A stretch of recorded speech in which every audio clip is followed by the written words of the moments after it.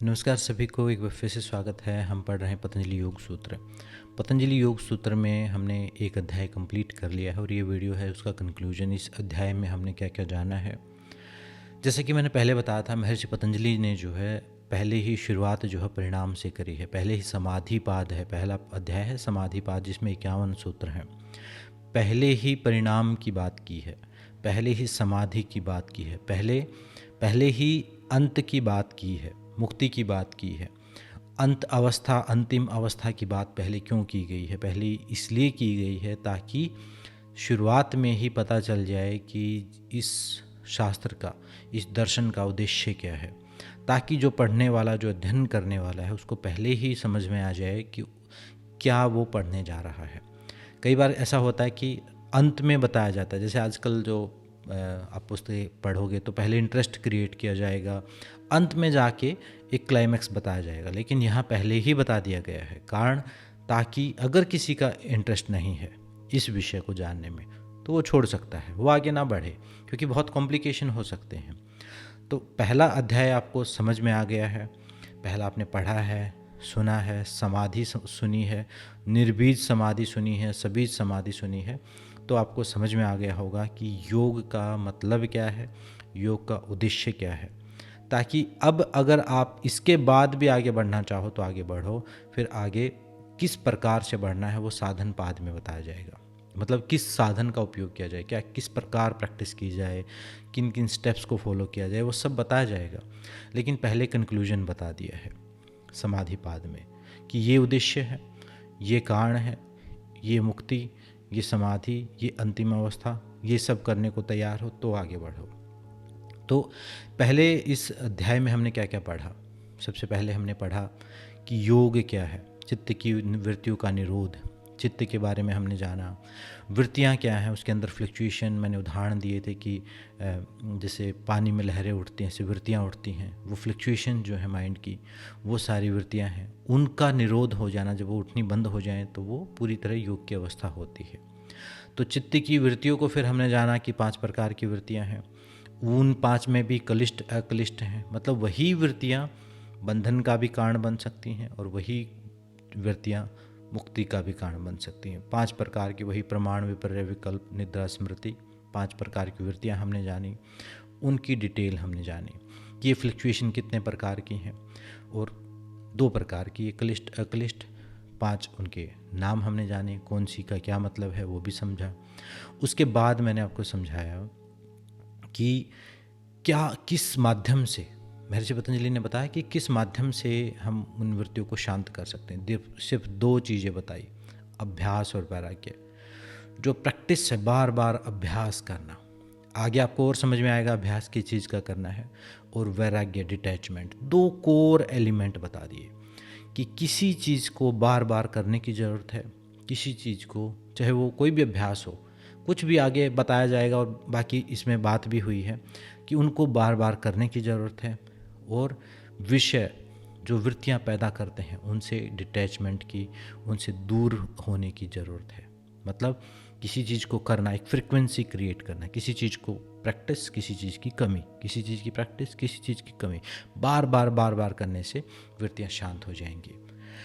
उसके बाद जब वृत्तियाँ शांत हो जाएंगी तो मन को एकाग्र करने की विभिन्न प्रकार की विधि भी बताई कि ऐसा भाव है तो इस प्रकार से आप कर सकते हो, रूप का ध्यान कर सकते हो, किसी बाह्य वस्तु का ध्यान कर सकते हो, किसी सूक्ष्म वस्तु का ध्यान कर सकते हो, मन को एकाग्र करने के लिए, चित्त को एकाग्र करने के लिए।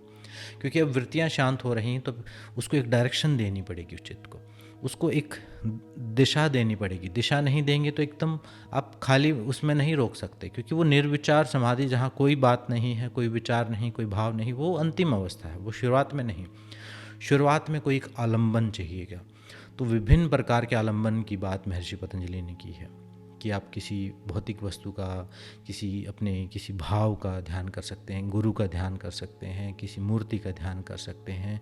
बहुत सारे उदाहरण दिए हुए हैं कि मन को एकाग्र करने के लिए कोई चीज़ आपको करनी पड़ेगी, और जब लगातार वो एकाग्र होते होते जब इतना लीन हो जाए आपका चित्त, या आप उसमें इतने लीन हो जाओ कि उसके साथ एक हो जाओ, तो वो अवस्था समाधि कही जाएगी, वो ध्यान कहा जाएगा। और ध्यान की एक्सटेंडेड जो स्टेज है वो समाधि कही जाएगी। और उसी समाधि के भी विभिन्न रूप हैं। अगर मान लो देखने वाला मतलब जो कर रहा है और जो विषय है, अगर वो विषय बना हुआ है तो वो एक समाधि, सवितर्क समाधि, निर्वितर्क समाधि कही जाएंगी। उसमें सबीज समाधि, अगर कोई भाव बना हुआ है, मतलब कोई भाव है, उसमें कुछ भाव है, आनंद का भाव है या किसी के प्रति समर्पण का भाव है या भक्ति भाव है, कोई भी भाव है, तो वो सबीज समाधि है। उसमें कोई कारण बना हुआ है। सबीज क्यों कहा? क्योंकि उसमें कुछ कारण बना हुआ है बार बार दोबारा फिर, लेकिन वो जन्म मरण से पूरी तरह मुक्ति नहीं है, उच्च अवस्था है। एक हो गया है साधक बिल्कुल विषय के साथ, या अपने जो भी इष्ट है या मंत्र है या जो भी परमात्मा है या अपने सोर्स के साथ एक हो गया है, लेकिन उसमें एक बीज बना हुआ है। वही बीज आगे जन्म मरण का कारण बनेगा। तो फिर आगे महर्षि पतंजलि ने बताया कि एक निर्बीज समाधि भी होती है। एक ऐसी समाधि है जहाँ पर कोई बीज नहीं रहता है, बिल्कुल निर्लिप्त हो जाता है, कोई विचार नहीं है, कोई भाव नहीं है, कोई कल्पना नहीं है। और इस दोनों के बीच में एक अवस्था आती है, वो अवस्था है ऋतंभरा प्रज्ञा की।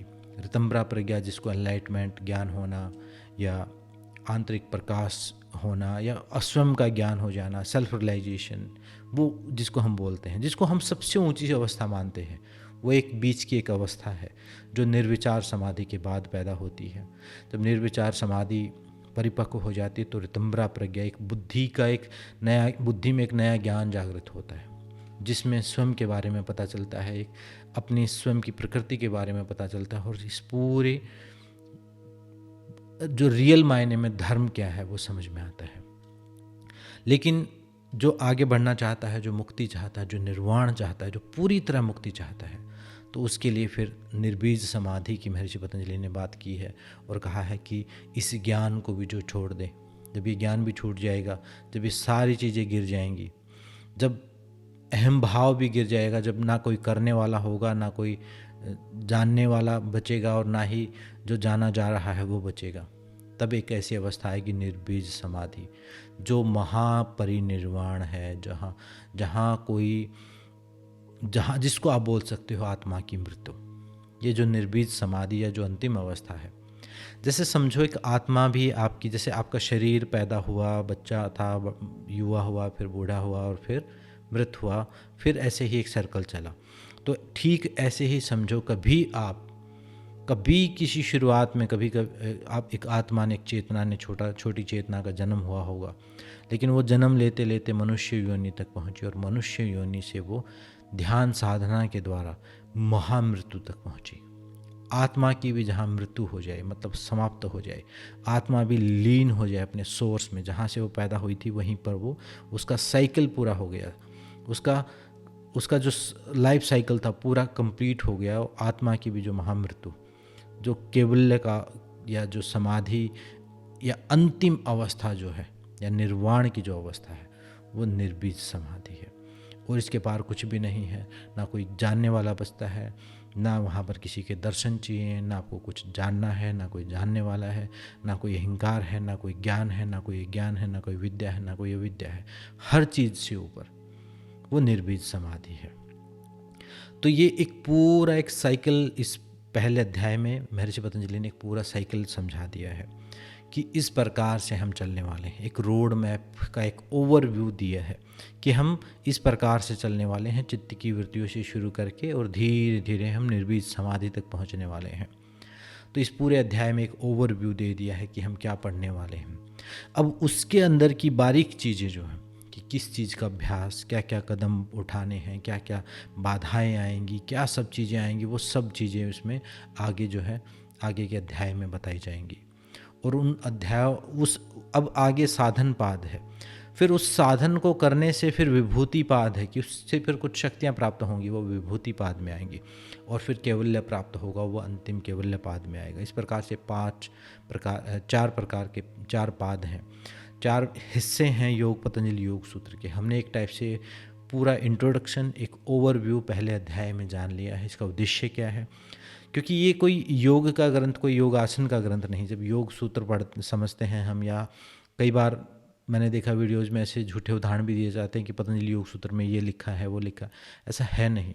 इसमें ये फॉर्मूलाज हैं, इनको अप्लाई करना पड़ेगा। इसमें कोई विधि नहीं बताई हुई, इसमें कोई विधि नहीं बताई कि ऐसे बैठ के, ऐसे करके, ऐसे दाएं पैर को बाएं पर रखें या यहाँ ये करें, ये विधि नहीं है, ये फॉर्मूला है। इस फॉर्मूला को यूज़ करके कुछ विधि डेवलप की जाएंगी।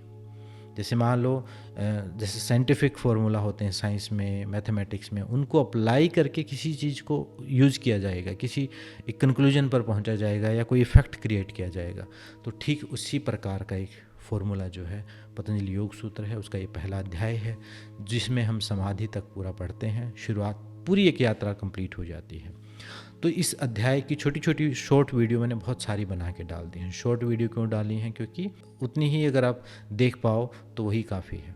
क्योंकि 2-3 मिनट तक भी अगर आप एक चीज़ को, वीडियो को देख पा रहे हैं तो वो भी आप आज के हिसाब से कंसंट्रेशन मतलब ठीक ठाक बची हुई है। नहीं तो आप स्वाइप करते रहते हैं। एक एडिक्शन और एक इन सब चीज़ों के बारे में एक अलग सीरीज में बनाऊंगा, तो उसमें हम समझेंगे। तो ये पतंजलि योग सूत्र का पहला अध्याय था। इसमें से कोई क्वेश्चन है? क्वेश्चन क्या होगा? क्वेश्चन उसी का होगा जो ध्यान करता है, जो अभ्यास करता है, जो रियल मायने में, असली मायने में ज्ञान को, धर्म को, योग को जानना चाहता है, उसी के दिमाग में वो क्वेश्चन आएगा। अगर कोई है तो कमेंट में आप लिख दीजिए। कोई चीज़ नहीं समझ में आई है, नहीं क्लियर हुई है, तो वो भी आप कमेंट में पूछ सकते हैं। तो इस वीडियो में इतना ही, ये कंक्लूजन वीडियो थी। मिलते हैं नेक्स्ट वीडियो में। सबका धन्यवाद, सबको नमस्ते। ओम शांति शांति शांति।